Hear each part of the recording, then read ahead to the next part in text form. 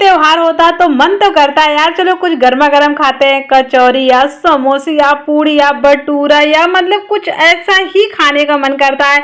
हमने सोचा चलो राखी है तो राखी स्पेशल आज हम बनाते हैं अपने घर में कचौरी। वो भी ये प्याज की कचौरी बनेगी, वो भी गेहूं के आटे की बनेगी और बेहद ही सॉफ्ट और बहुत ज्यादा टेस्टी बनेगी। लगेगा नहीं ये घर में बनाई, ऐसा लगेगा बाजार से लेके आए। तो राम राम दोस्तों, मैं हूँ दिव्या, दिव्या फूड चैनल में आप सभी का स्वागत है। आई होप आप सब अच्छे और खुश रहें, हमेशा निरोगी रहें। दोस्तों मैं मेरे घर में कभी भी बनाती हूँ कोई भी चीज, इस तरह की चीजें तो मेरे घर में देखते ही फिनिश भी हो जाती है। तो दोस्तों यहाँ पे लिया मैंने 1 कटोरी गेहूं का आटा लिया है और 2 चुटकी हमने लिया यहाँ पे अजवाइन। इसको हम हाथों से अच्छे से मसल के ऐड कर दिए हैं। यहाँ पे हम डाल देते हैं स्वाद अनुसार नमक जितना जरूरत है और डाल देते हैं 3 से 4 चम्मच ऑयल ऐड कर देते हैं। ऑयल है ये हमारा मूंगफली का, आप कोई सा भी ऑयल यूज कर सकते हैं, सरसों के अलावा चाहे यहाँ पे घी भी यूज कर सकते हैं। हाथों की सहायता से इसको अच्छे से रगड़ रगड़ के हमें पूरी तरह से इसका मिश्रण करना है। इसको मोवन बोलते हैं। दोस्तों आपके यहाँ क्या बोलते हैं कमेंट करके जरूर बताना। तो दोस्तों यहाँ पे हम थोड़ा थोड़ा पानी ऐड करके इसका हमें बढ़िया सा अच्छा सा डो तैयार करना। आप बोलोगे डो कैसा तैयार करना, तो मैं वो भी आपको बताती हूँ। इसका डोरा हमें जैसे रोटी बनाते हैं ना, थोड़ा हल्का सा उससे हार्ड रहे, हल्का सा, ज्यादा नहीं, हल्का सा बस। तो क्योंकि हम गेहूं के बना रहे हैं तो थोड़ा हल्का सा बस हार्ड रहे, बस इसको हम लगा के रख देते हैं 15-20 मिनट के लिए। तब तक हम बाकी की तैयारियां कर लेते हैं। यहाँ पे 1 चम्मच हमने लिया साबुत धनिया, 1 चम्मच ले लिया हमने यहाँ पे सौंफ, आधा चम्मच से ज्यादा हमने लिए यहाँ पे जीरा और 8 से 10 हमने लिया है काली मिर्च। दोस्तों इसको हम बस थोड़ा हल्का सा गरम करेंगे, हमें इसको रोस्ट नहीं करना कि इसको अच्छे से पकाना है, बस इसको हम थोड़ा सा गरम कर लेते हैं ताकि जब हम इसको कूटे फटाफट कूट के रेडी हो जाए। अब हम इसे अलग से एक बर्तन में डाल लेते हैं क्योंकि अभी हमारा गरम हो चुका है। क्योंकि हम इससे डायरेक्ट ही कढ़ाई से इसमें नहीं डाल सकते मानदस्ते पे, तो इसलिए हम इसको अलग से डाल के रेडी कर लेते हैं। तो आप इसको जब कूटेगा अदर रखेगा, अदर रहेगा ना तो ज्यादा बढ़िया रहेगा, मतलब आधा कूटा हुआ रहेगा और आधा दिखेगा तो ज्यादा ही टेस्टी बनता है। दोस्तों हमने कूट के रेडी कर लिया है। आप गरम गरम कूटोगे तो तुरंत कूट जाएगा। आप जितने इसको महीन कूटना चाह रहे हो या जितना इसका खड़ा पीसना चाह रहे हो। तो अब हमने लिया कढ़ाई, कढ़ाई में हमने 2 चम्मच ऑयल ऐड कर दिया है, आधा चम्मच यहाँ पे हम जीरा भी ऐड कर दिया है इस पे, और आप चाहते यहाँ पे हींग वगैरह भी ऐड कर सकते हो। और हमने थोड़ा सा डाल दिया 2-4 डाल दिए प्याज, क्योंकि प्याज तो हमें आगे डालना ही है। तो हमने यहाँ पे डाल दिया थोड़ी सी हल्दी पाउडर, तीखी वाली मिर्ची का भी पाउडर 1 चम्मच ऐड कर दिए हैं और यहाँ पे 1 हरी मिर्ची भी ऐड कर दी काटी हुई।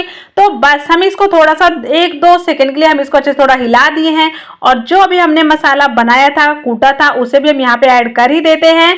तो अब हम डाल देते हैं इसमें जो हमारे प्याज, हमने इनको लंबे लंबे साइज में काटा है। आप इनको जैसा शेप देना चाहो, गोल मटोल लंबे छोटे बड़े, आप अपने हिसाब से इनको कटिंग कर सकते हो। दोस्तों इसको हमें 2-3 मिनट तक के लिए थोड़ा इसी तरह से इसको पकाना है। इसको हमें ढक के नहीं पकाना, ये ध्यान रखिएगा, क्योंकि दोस्तों मीडियम फ्लेम पे पकाना है, लो फ्लेम पे भी नहीं पकाना, हाई फ्लेम पे भी नहीं पकाना। उसके बाद हमने ऐसे डाल दिए यहाँ पे आलू।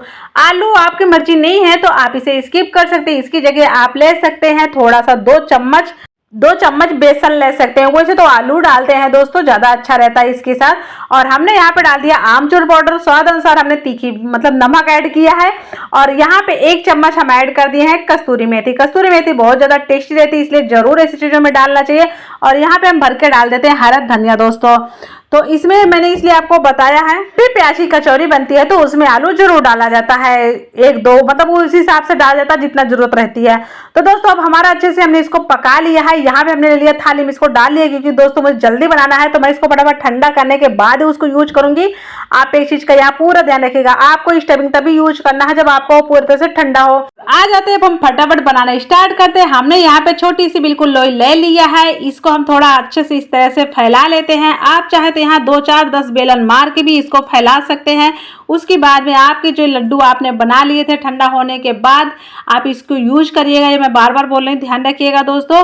तो फिर उसके बाद आप यहाँ पे इस तरह से रखते जाइएगा। मैं यहाँ पे अपना वीडियो बिल्कुल भी स्किप नहीं करी हूँ ताकि आप लोग अच्छे से देख सके, समझ सके, सीख सके। दोस्तों मैं यहाँ पे कोशिश यही रहती है, जहाँ भी मुझे लगता है हार्ड है, आप लोग की भी समझ में नहीं आएगा, वहां मुझे स्किप नहीं करना होता दोस्तों।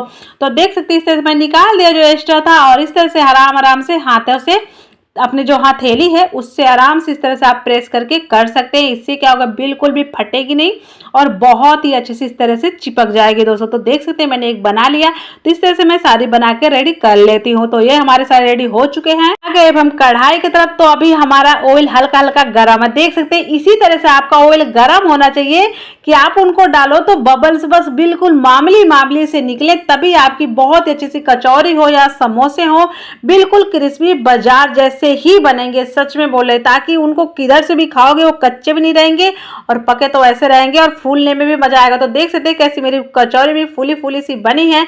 इनको पकाने में समय तो लगेगा दोस्तों 30 मिनट से लेके 50 मिनट तक का समय लग सकता है एक बार की कचौरी या समोसा पकाने में, परंतु जब पकने के बाद जो मजा आता है ना, पूरी मेहनत में मजा आ जाता है कि क्या मेहनत करी है।